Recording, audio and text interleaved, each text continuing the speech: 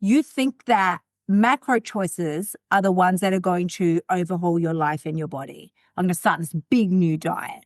I'm going to really do a super juice cleanse and it's going to be amazing. That is not the choice that's going to change your life. The choice that's going to change your life is...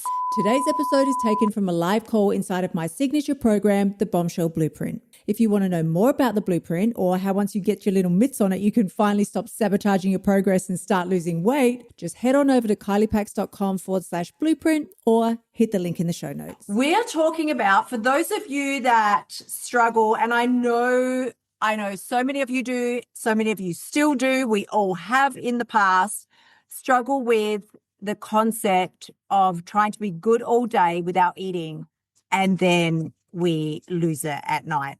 And this has been such a predominant topic for me of late that I thought this will be an ideal one for us to cover this week inside of the masterclass, because there really is a part of you that is still identifying as that old version of you. You're going to hear me talking a lot moving forward about the 99% and the 1% woman.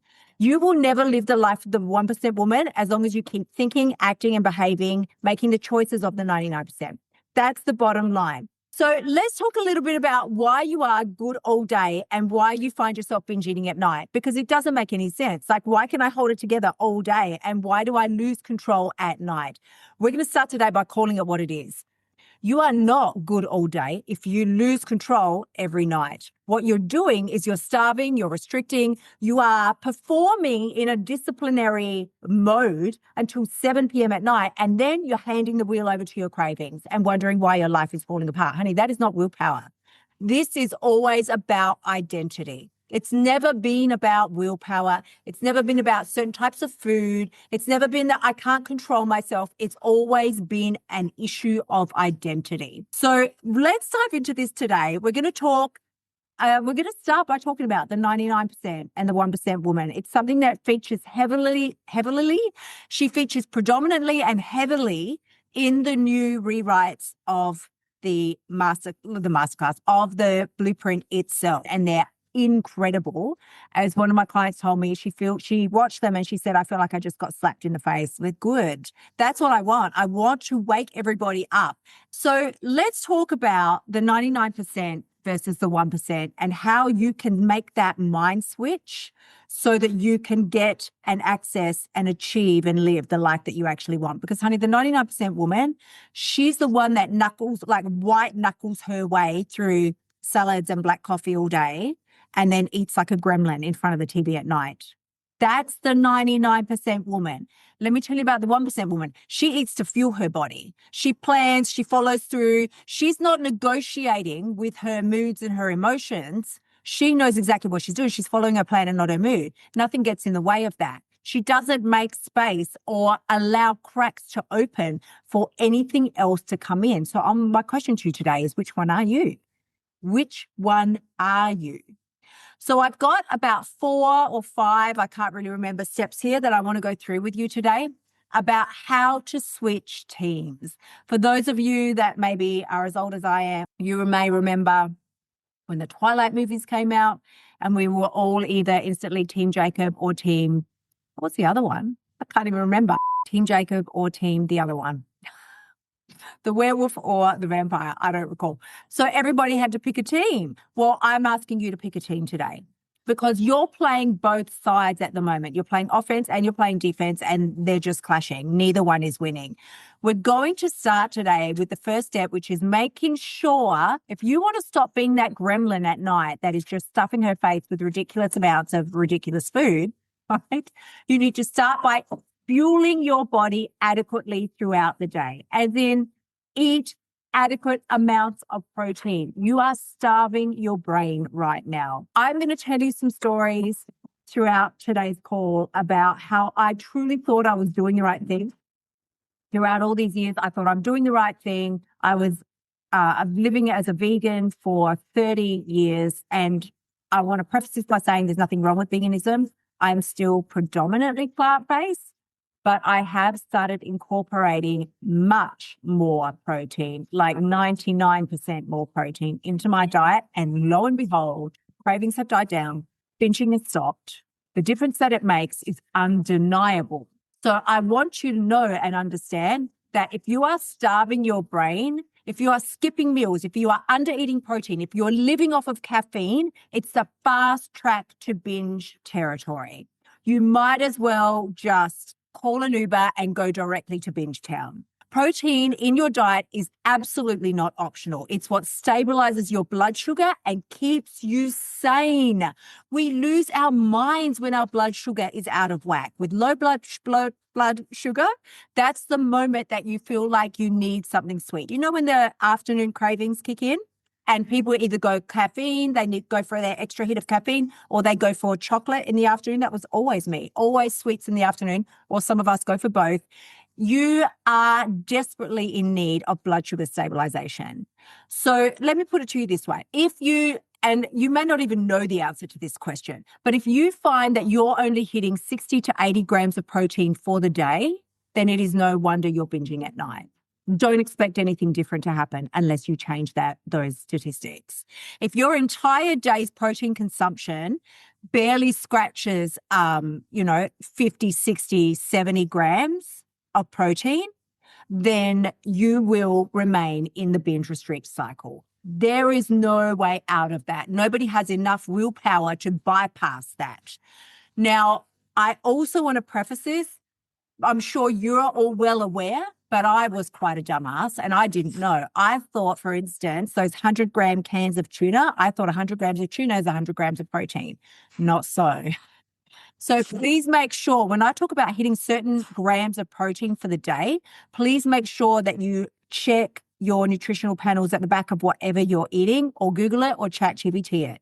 Because you don't need me to tell you any of this. You can pop your requirements into ChatGPT and it will spit out a dietary program for you that will adequately cover your protein needs. You need to be aiming for 30 to 40 grams of protein per meal, not per day. So I spent my entire sort of adult life eating a plant-based diet or vegan diet. There was no animal products consumed. That was just my choice. That's what I said to myself. I feel best eating this diet. And I did. I felt fine. The only problem was I was a massive cookie monster, massive sugar freak. I couldn't say no to sugar. The minute I started eating it, I was completely out of control. I would steal candy from a baby. Like absolutely no question. I wouldn't care whatsoever. I wouldn't care how badly they cried. I would swipe their chocolate. Didn't care less because my blood sugar was insane. Excuse me. It was not stable at all, ever. And I could have eaten chocolate from morning till night with no problems now. No problems whatsoever. Now that I am consuming around, 130 to 170 grams of protein a day, that isn't completely died down. It's gone. I can now say no to sugar. That was unheard of in my world prior to this. Unheard of. It was simply something I was not able to do. I used to ask my parents to hide sweets and chocolates from me. When I was married, I would ask my former husband to hide foods from me. But I was such an addict that I would then roll through the house and squirrel around until I found them and then stuff my face with them. So there was no stopping me. There was absolutely no stopping me. Now, I'm not saying protein is the magic wand. By no means. I wish. Like, if we're emotional eaters, then you're an emotional eater. But it certainly helps significantly. So that's something you want to do. The reality check here is that 3 sort of salad leaves a day with a drizzle of fat-free dressing isn't what's going to get you there.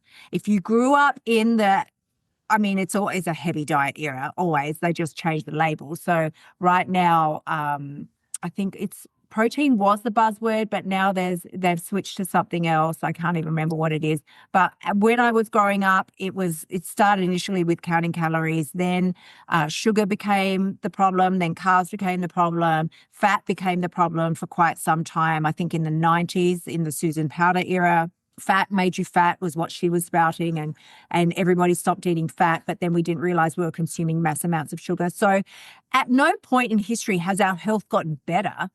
It's only gotten worse with the more and more diets and different, ways and methods that they bring out every 2 seconds for us to lose weight. We're not. In fact, the exact opposite is happening. So as I say, you thinking that less food equals bigger results is wrong. Bump bow, it's that emoji.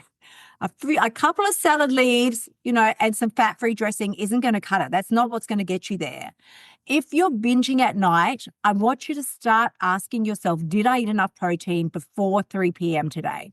If you didn't, if you haven't yet hit 100 grams of protein by 3 p.m. in the afternoon, your answer is right there. Another way that I have suggested to clients in the past, if they find it hard and they're struggling a little bit, is to just maybe eat 4 meals a day, if you can, if that's what you need to do, like breakfast, lunch, dinner, snacks, and make sure that each one of those is around 300 to 400 calories, or, a little more if that's what you need. And then, actually 300 probably isn't enough. So you want to make sure they are 3 to 4-ish hundred calories, spread that out to bring it up to what you need to bring it up to, and 40 grams of protein each time. That's going to that's going to have you hitting your targets without you stressing, without you worrying. So the second step that you're going to do is hitting code number 3. You're going to follow your plan and not your mood. There is no escaping this. You're not going to succeed as long as you are letting your feelings run the show. Your feelings will say, just skip lunch, you're too busy. That's what your mood is going to say. When I talk about follow your plan, not your mood is going to say, skip lunch, you're too busy, don't worry about it, and that way you'll burn some extra calories. Or your mood is going to say, you've had a really stressful day, you deserve some chocolate. Honey, no, your mood is a liar. Your mood is a big fat liar, and its pants are on fire. Your plan is the only truth, and you know it's the truth because you made it each morning when you were in your right mind, before any sugar cravings checked in, or whatever.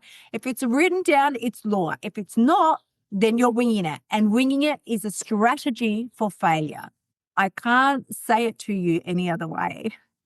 Winging it is never going to be the path to success. The action you need to take is make sure that you are following your plan and not your mood by writing down your meals each and every morning, and you stick to it. Grab your little sticky notes and just jot down breakfast, lunch, dinner, snacks. This is my commitment. This is what I'm eating. And you don't deviate from that plan. I don't care how you feel about it. I don't care what the voice in your head says. I don't care what else is going on in your world. You decide who you're going to be that day, and you better just fucking act accordingly. Write your meals down and stick to it. The most common mistake that I see you all making is saying things like, well, I'll just eat clean. I'll just, it's fine. I don't want to write it down. I don't want to do it. I don't want to be locked in. It's the same as you saying, well, I don't want to succeed. That's what you might as well say. I'll just eat clean. It'll be all right. That's not a plan. That's not a plan. It's not a strategy. That's hope. You're hoping that you can keep your shit together through the day. Every single time that you let your mood dictate your action, you are firing and wiring those same old neural pathways together, the ones that have caused you havoc and wreaked pain and discord in your body. You are literally, every time you let your mood make your choices for you, and you start firing and wiring the same old neural pathways together, you are rehearsing your failure for the next day and the next day and the next day. Don't bother telling me anything else. That's what I'm saying to you is the facts. It's the facts. It's not even my opinion. It is neurological facts. So let's dive into step 3 then. What are we going to do? Well, honey, you're going to embody the 1% woman. I talk about it in code number 4, act like the person you want to become. I talk about it all day long. Act like the person you want to become, because the blunt truth is you don't binge because food is irresistible. You binge because you keep showing up as the 99% version of women out there. That's why you're binging. The 99% woman. She's the one who eats when she's emotional. She starts over every single Monday. She thinks discipline is like, ew, discipline. I don't want that. I don't want discipline. Ew, that's some kind of punishment for dieters. Where the 1% woman, she eats when she's hungry. She stops eating if she doesn't eat if she's not hungry. She stops eating at 80% full. She acts like her future self, the version of her that she says she wants to be. Some of y'all out there saying you want to be her, but you're not acting like her. Shit, listen. Wisdom will tell you discipline isn't restriction. You already know discipline is actually self-respect. When you take action, every choice, every single time, ask yourself, would my future self would she choose to binge right now? Or would she just say, not me? That's not me. It's not who I am. And she'd just move on. The hack that you want to keep forefront of your mind is to keep your avatar, your future self, that 1% you, front and center. Every single day, you should be writing down her traits. This is not a one and done. I want you to get your blueprint journal, and every single day, you are filling in a page or two. Every day, you write down her traits, you stick them on your fridge, you write them in the notes on your phone, anything you need to do. But you've got to revisit this daily, because when you forget who you're becoming, you will default to who you've always been. The minute you allow yourself to forget who you are becoming, you will default to who you've always been. There isn't a hack for that. There isn't a quick way around it. The only way is to rewire those synapses. And this is how we're doing it.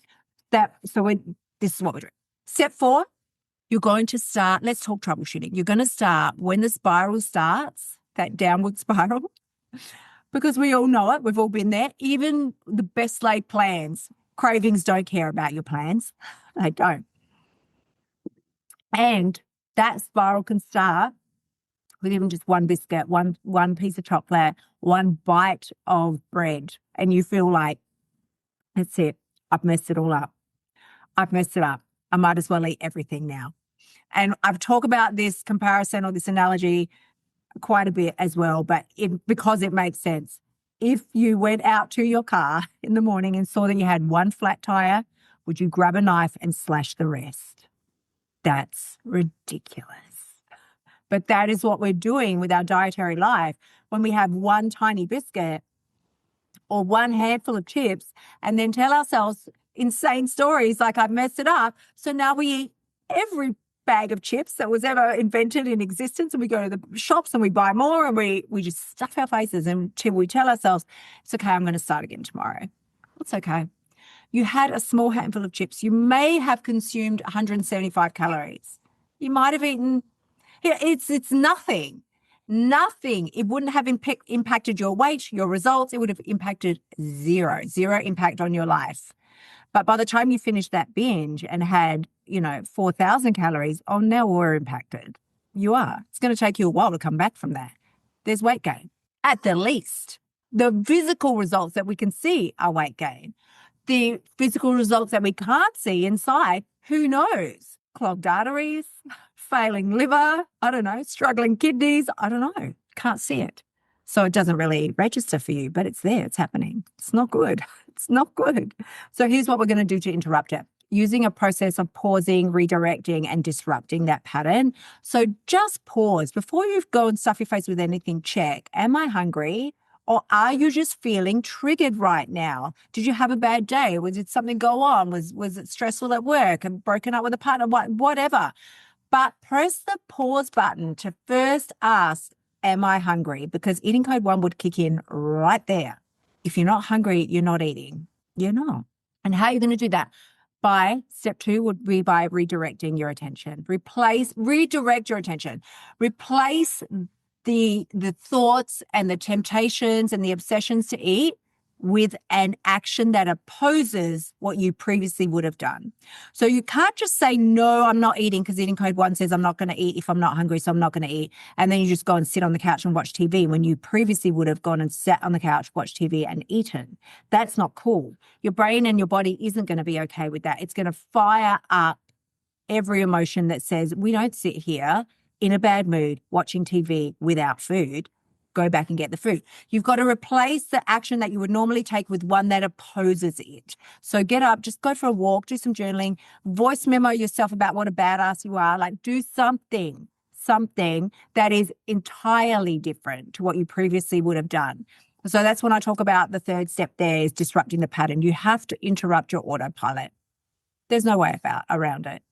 And that means that one different action in the heat of the moment is all it takes to rewire your brain. You think it's some monumental effort. It really isn't. It really isn't. It's the micro choices that add up over time. that make the difference. Because the final step in this little scenario here is you're going to analyze and not judge. Analyze. Don't judge yourself. What is the fucking point? Like, what good can come from that? Oh, I'm such a failure. I can't believe it. I'm such a fatty. This is never going to work. How is that helpful? If any of you can explain to me in a satisfactory manner how that is helpful, I'll get right on board with you. I won't argue the point. I'll say, great fucking choice. Do it.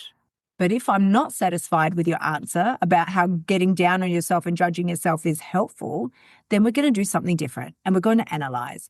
After everything has gone down, if you do end up eating, don't wallow. Don't sit there like a loser. Write down, okay, fine. I had my moment. Things didn't go as I planned or how I wanted them to go. So next time, in order to avoid this scenario unfolding again, what would I need to start doing? What would I need to stop doing? And what would I need to keep doing? I am so big on this because we all tell ourselves fairy tales about, that's it, I can't keep junk food in the house anymore. Can't do it. I can't be trusted. Can't trust myself around junk food, so I got to get the junk food out of the house. And you tell yourself, I need to stop bringing junk food into the house. Everybody's really big on here's what I need to stop doing. If you're wise enough, you then assess, what do I need to start doing? Well, I better start a new diet program tomorrow then. That's what you're saying. And you're instantly on Google, new diet program. Fastest way to lose 10 kilos. This is what we Google for shit like this.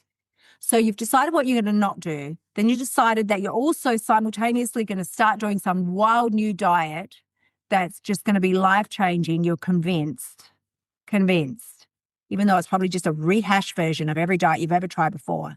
But what nobody is asking themselves is, and what do I need to keep doing? Because there is a ton of stuff you're doing right now that I guarantee you is really beneficial.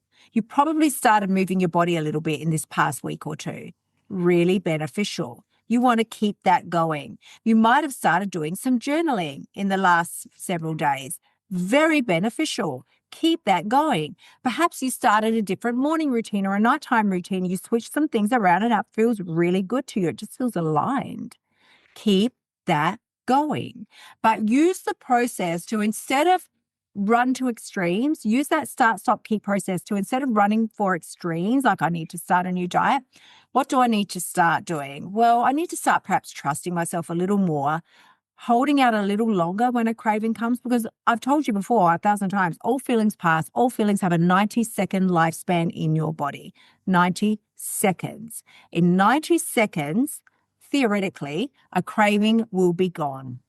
Over, done and dusted in 90 seconds. Like it never happened.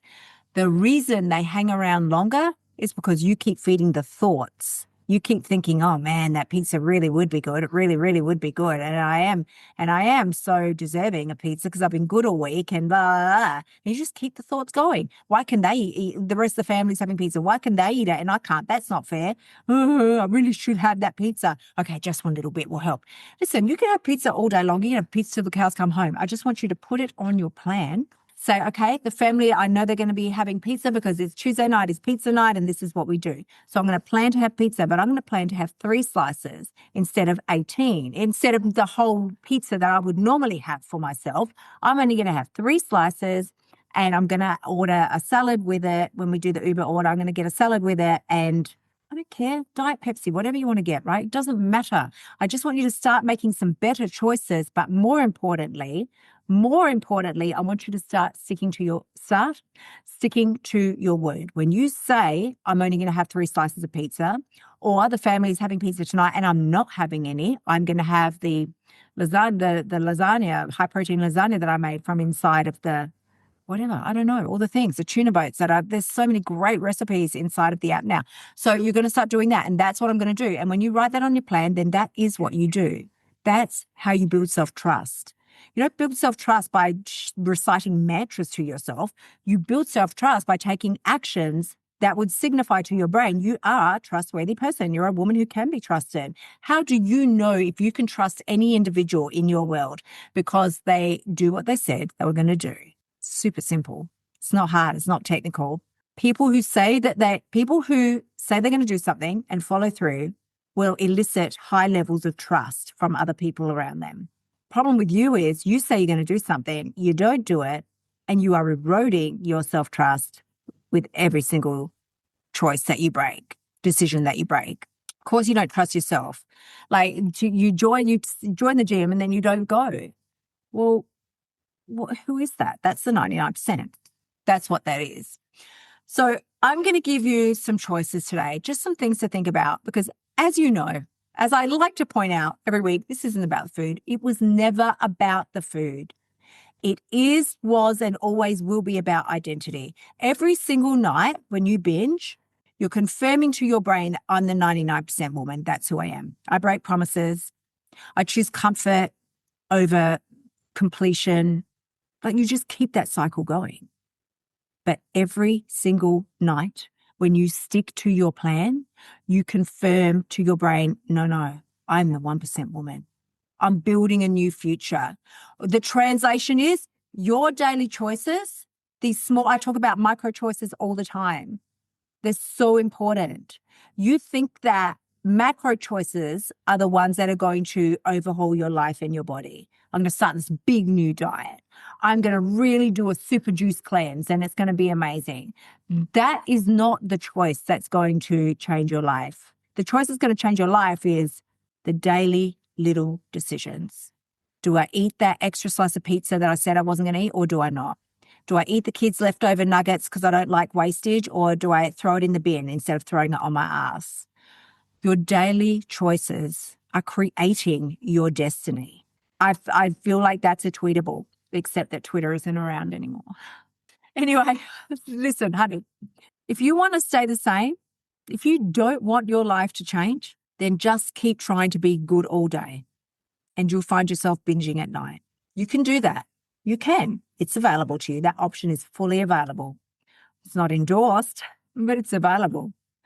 Or you can become the 1% woman who rewires her brain, she follows her plan, and she lives like her future self now, today. Only one of those women is going to get the life, the body, the bank account, the business, the relationship, everything that she wants. Only one of those women is going to get what she wants. Which one are you going to be? Thank you so much for tuning in. Remember to shimmy your butt over to KyliePax.com and join me inside of the Bombshell Blueprint so you can stop emotional eating and start losing your weight now. You'll also find helpful notes and resources inside my past podcasts that will help you lose your weight without losing your sanity. I will see you next week.